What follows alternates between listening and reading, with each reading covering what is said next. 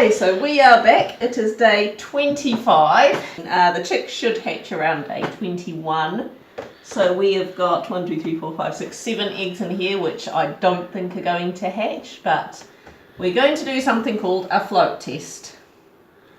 We've had 4 eggs hatch, so yay, 4 little fluff balls, and that's pretty neat. We'll introduce them to you shortly. But we had 2 that, yeah, one sort of got halfway, one just pipped, and I'll explain what I think happened there. We'll just get this done. So we've got some water here, which is, it's 38 degrees, so it's about, the temperature in here is about 37.5, so it's about the same temperature as what's in here. What we need to do is very quickly take our eggie, make sure there are no cracks in it, because if by any chance the chick is pipping, then you can drown it. No, there's no cracks in it. So what we need to do is, the deal is, if there's only about, just give it a minute, if there's about 10%, try not to bump the table, there's only about 10% still floating, it could be viable. You're also meant to look for movement in the egg. I'll just try and, because the chick would probably be wriggling around if it was, I mean, I can't see any wriggling. But it's still potentially viable. Yeah, so I'll just pop it back in there. So I'm not sure, maybe just one more day. Now the deal is meant to be, if there's, that one's sort of doing the same. If there's only about 10% sticking above the water, then it's potentially still viable. If it's half sort of floating, or if there's about 45% of the egg above the water, then it is not viable. If it sinks down completely, it's dead. Then yeah, it's either dead or it's ruptured the air sac. Now that's actually, I'll just try and steady it. That one's actually moving around by itself.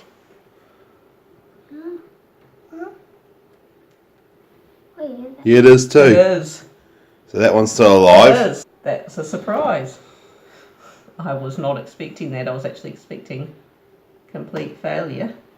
Don't touch the table, guys. Aston, that's you too. That's not doing the same. But still potentially viable. Yeah. Once I've done this, I'll quickly plug this back in again, but that's not moving. It's not moving, but it's only about 10% sticking up. So now that's sort of the same. It's not moving. Now what I think may have gone wrong, no, it's not moving. if something did go wrong, was the good old cheap incubators. Is I found it really hard the first couple of days, because after day 18 you need to keep the humidity up above 65%, and I found it really hard. Every half hour I found I was squirting warm water in. Oh, it's wiggling on its side. Yeah, that one's wiggling. So it's No. moving. Not as good as the first one.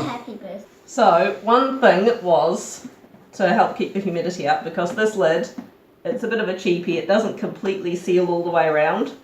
So I got some Glad wrap and wrapped that round, and that did help quite a bit to keep the humidity up. And another thing, I only noticed this a couple of days ago, was that these bits here had popped open. Now I don't know if that was due to small people or or what, but as soon as I clicked them down,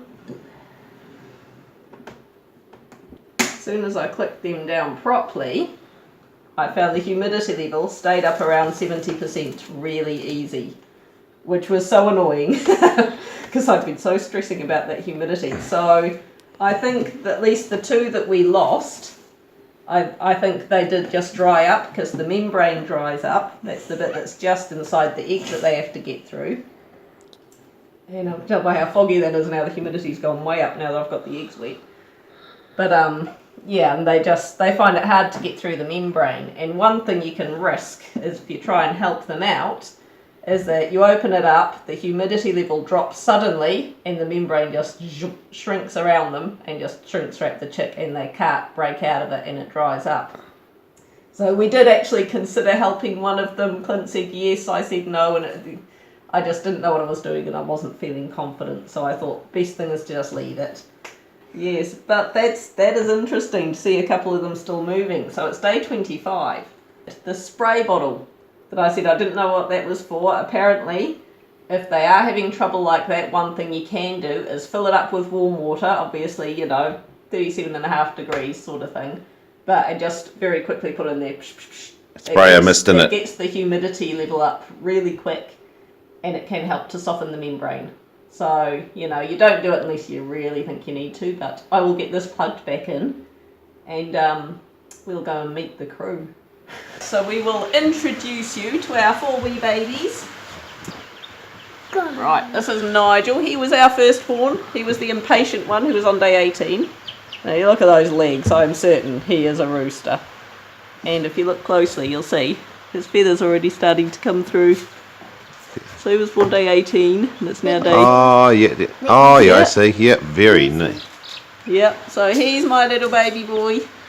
He is very cute. Oh, his favourite place, so I was about to let him have a wee snuggle. That's his favourite snuggle spot. He just gets up in there and sits there. Sometimes he starts trilling, which is a noise they make when they're very content. So, so that's kind of cute. Anyway, who's going to be next for the introduction? Yes, I know. Bye-bye. The black thing in there, that is a heat pad. Tinkerbell? We actually got that. Well, we thought we got it. Is that Tinkerbell? It's been. No, this is Twinkle. We got that from a place called Chook Manor. They're normally rather expensive, but that one had been used, so they did give it to us a bit cheaper. But yeah, they just go under that whenever they want to get warm, and they can come and go. Yeah, they still got. Yeah, if you look, you can see it, that little white bit on the end of the beak. That's called the egg tooth. That's what they use. It's starting to wear away already, but that's what they use to crack through the egg with. Now this one's called Twinkle. Sam named this one because look at those twinkle toes. 4 on one foot, 5 on the other. Some of our chickens do have 5 toes, just the kind of breed they are. So 1 foot off its dad, 1 foot off its mum. So It should be can't tell if I'm guessing a girl, but I'm not entirely certain. So there we go. Twinkle was born on Sam's birthday. Henceforth the naming rights. Henceforth the naming rights. She also named Tinkerbell. So This is Tinkerbell. Got normal feet. Very fat, very fluffy. Pretty certain this one's a girl. Just because it's very circular and fluffy. But I've been wrong before, so who knows. Yes, the last Tinkerbell was a boy. Yes, the last one we let Sam name Tinkerbell ended up to be a rooster. You are very fluffy. You are very cute. if you want And now we have the one that Aston named. Meet Pacquiao. Which was a name he basically brought out of thin air. The girls thought it was hilarious. But Pacquiao is very cute. Look at the colours on her. That is so cute. And there's a special magic trick with Pacquiao. Yeah, she's quite happy and alert right now. I cradle her in my hands and start patting her on the head like that.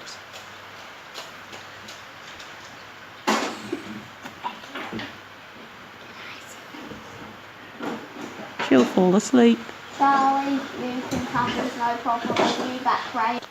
Look at that. There she is, asleep. Asleep. How cute is that? I hope she's a she so we get to keep her. That's very cute. Hey. Oh, good morning. Hi. No. So there we go. That's our 4 little pom-poms. Not sure if they'll be joined by any others, but now we have learnt the lessons that we have learnt from our incubator. We'll probably give it another go, see if we can get some more, see if we can get a better success rate next time. You could get 2 incubators and do 2 batches. No, I don't know about that. Here we go. Depends. If anyone wants us to do product testing, we're more than happy to do it if products are provided. Look at that. They're all quite happy and they're having a feed. Oh, You want to explain your little setup there with the fluffy toy? My little well, we've already explained that. The fluffy toy was for Nigel, but they kind of like pecking at his eye.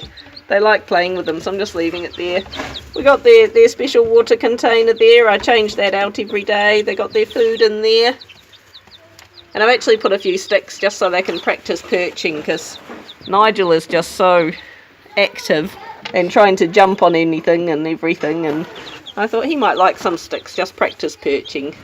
I think he's gone back under the see if we can have a look under there. I Not sure if we bet can. if there's more than one rooster in that batch, he'll be the first to challenge Clarkster. Maybe so. Well, there we go. They're all quite happy in there, so So our setup's not too bad. The only complaint is it's not big enough for Mum to hop in. So yeah, I want in. I want to roll around. But yes, they are absolute time wasters, and they are awesome. So yes, we will keep you posted on future updates and the building of the outside area for where they're going next. So yes, keep watching.